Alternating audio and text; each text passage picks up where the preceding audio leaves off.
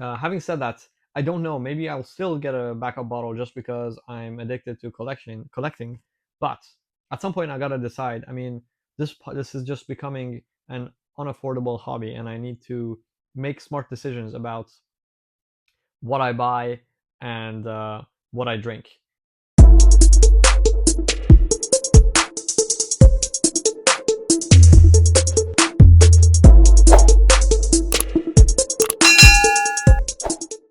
Welcome to the Ardbeg Anamorphic review. I'm your host Sam, and this is Whisky and SV. Okay, so in tonight's episode, I'm going to be opening and splitting this bottle with some of my friends. As you know, Ardbeg is one of those Isla whiskeys that is used to be a staple in my bar. The Ardbeg 10-year-old, which I have here, not this one. The Ardbeg 10-year-old was a staple in my bar because it used to be very well priced and used to be really high quality in the old days, although the quality has been a little bit shaky recently. And since I've been buying Ardbeg, I've always been buying their committee releases and their special releases every year. And the frequency of those just seems to have gone up more and more in the recent years. They're now releasing in the order of 3 or 4, maybe like 6 different versions every year. And as a collector, I'm ashamed to say that I've been dishing out more and more money for these special releases, and it's got to the point where I just don't even bother opening most of them, because in order to open a whiskey, I usually want to have 2 of them, and it's becoming extremely expensive to now open an Ardbeg special release, because they cost like $250 after tax here. And if you want to get the special, the regular one plus the committee release one, you're talking just 350, well, 400 for those. And if you want a backup of each in order to open them, then you're getting into this really expensive hobby of paying 800 bucks every time Ardbeg comes out with a new release, which is completely ridiculous. So I think I've had it with this. I'm just going to stop buying the Ardbeg special releases. However, I did want to try the latest one. Maybe it's not the latest one actually. Apparently, I'd never heard of this one, the Ardbeg Anamorphic. Apparently, it was released at the beginning of the year, right at around the same time as the Bizarrebq, which I have here. The Bizarrebq was much better priced, although unfortunately, again, when it first came out, the FOMO got the better of me, and I ended up buying a couple of them from the UK websites, and I didn't know that they used to they actually, the limited releases, they're more expensive in Europe oftentimes. So yeah, I think I ended up paying about $150 per bottle for this Bizarrebq, and then later on, Total Wine here had it for like 80 bucks. So I was a bit annoyed at that, but it is what it is. But this one I haven't even seen on the internet. I've seen no one on YouTube even review it. So the Anamorphic just came up at my local preferred retailer, which is K&L Wines here in Redwood City, and they had this listed for $225 plus tax. So we're talking about $250, and I just couldn't justify buying 2 of these just to try it. So I actually decided to buy this one with a couple of my whiskey friends, and we're gonna split the bottle 3 ways, and it's a good way for us to try it and see if we do really want to back up or not. I'm gonna guess that not, because at $250, it's unlikely that this is worth it. And at some point, I just need to really rein in my spend on buying stupid whiskeys that I'm not gonna drink, only for the for the dream that maybe one day it'll be worth something. But the reality is, I ended up opening most of my whiskeys, and in order to do that for more special whiskeys or limited edition ones, I do require for myself to have a backup to do that, and it's just becoming too expensive to do that. So I'm thinking going forward, probably what I'll try to do is do more shared kind of bottles. And if it's something really special, then I'll think about getting a whole bottle for myself. Anyways, without further ado, I'm going to now film opening and splitting this equally 3 ways between these 3 bottles. and then I'll go ahead and taste it and provide my notes. I may also do some comparison with some of the open bottles that I have. Um, I don't think, well, it's going to be a long video, so keep that in mind. Okay, so before I actually open this, I do want to kind of just show the label again, which is kind of cool. And then I'm going to read to you also like what is apparently special about this one. Of course, they always find some reason to call a whiskey special. And then every 3 or 4 months they come up with a new one, and then there's some other excuse why I should buy it. So let's read this one. Have we lost our heads? Yes, we have. Removing the caskets and scoring them deeply to expose more wood during the intense high mocha toasting process, we've turned Ardbeg upside down and inside out, tempering briny overtones, ramping up hidden chocolatey sweetness, and magnifying sensations of mocha. The result? A multidimensional dram that morphs between four elements: sweet, smoky, herbal, and spicy, all seamlessly merging in a mesmerizing taste experience. As enigmas wrapped up in conundrums go, this takes Ardbeg to a whole new level. Join the committee at ardbeg.com. Um, I'm not even sure if you can join the committee anymore, or even if you do, probably when these bottles come out, they sell out really quickly. So yeah, I'm sharing this bottle with my whiskey friends Nick and Nagendra, and here we go. Well, I'm gonna do the honors of opening this. Usually, as you know me, the opening a new whiskey for me is a whole thing. I always want to, use a turntable and film it, and then add it to my Instagram account. But for this episode, I think it makes sense for me not to do that. So okay, so there you go. I usually don't take this off. I think that's not a great idea. So yeah, what I'm gonna do. Unfortunately, from I ordered a measuring jug from Amazon, and it was supposed to arrive today, but it did not. So what I'm gonna do is I'm gonna use this smaller jug, and kind of like try to have use 3 bottles and get them to be all level, and hopefully that's good enough. So uh, hopefully I don't screw this up, because this is not just my bottle, it's also my friend's bottles.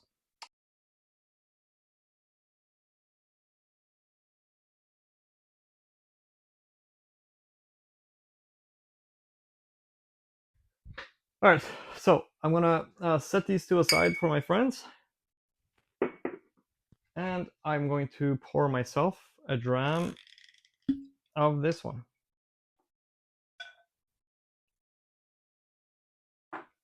All right, let's put it on this side.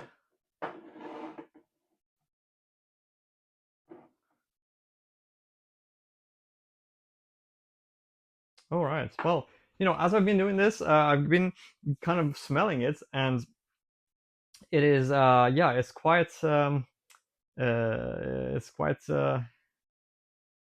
smoky. I don't know if I get any chocolate notes in there, but I definitely get lots of brine, which is typical of Isla notes. Yeah, no, there's a little bit of a chocolate note in there, but like a salted caramel kind of chocolate.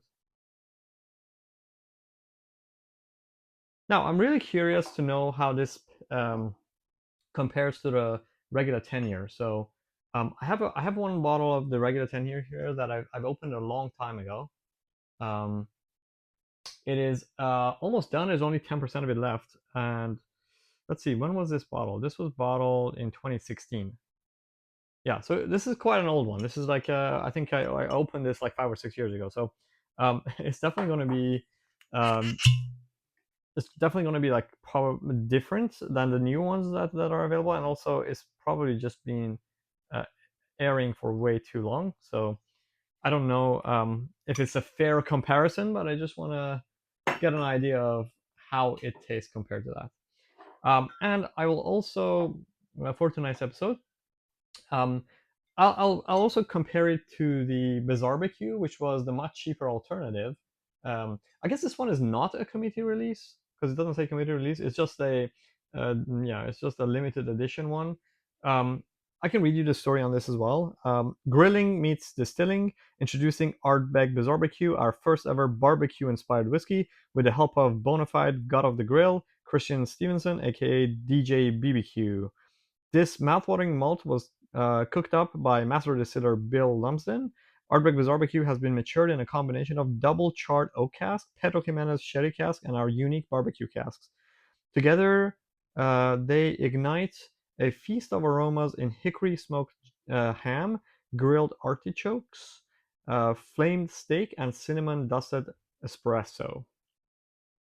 So this one is one of the ones that I got from the UK for 150 bucks. So, and it is 50.9% ABV. Of course, the 10-year is 46% ABV, and this one, despite being a committee release, was only 48.2. Usually, the committee releases are more than, well, they're definitely more than 46 because the regular releases are 46. I don't even know if there was a regular release for this. I don't think so. Anyways, let me pour myself a little bit of this barbecue one as well. As you know, whenever I'm tasting whiskey, I like to do the tasting as a comparison because it just allows me to kind of like compare and contrast much better. I think it's very difficult to have an absolute frame of reference, and well, maybe if you do it over a long period of time, then you would be able to really tell the differences. But I think just having this crisp comparison is very important. By the way, look at these colors. The old Ardbeg 10-year-old is almost white. It's just like there's no color to it at all. But these two are much darker. Okay, let's go back on the noses again. So yeah, I mean smoke, probably some sherry, like ham kind of notes, some chocolate, brine. The 10-year. Oh, interesting. Very different. Yeah, the 10-year is missing that sherry note. It's much more just like minerals, but still quite a lot of brine and obviously the same peat that you'd expect from an Ardbeg and Islay whiskey. Okay, what about the barbecue? Comparatively much more muter. Definitely not as intense as this one, despite being a bit higher ABV. This Bizarrebq one is also not a fresh crack, but I've only had like 1 or 2 drams from it. Okay, so let's I guess let's start by the one that we care about tonight, which is the Anamorphic Committee Release. So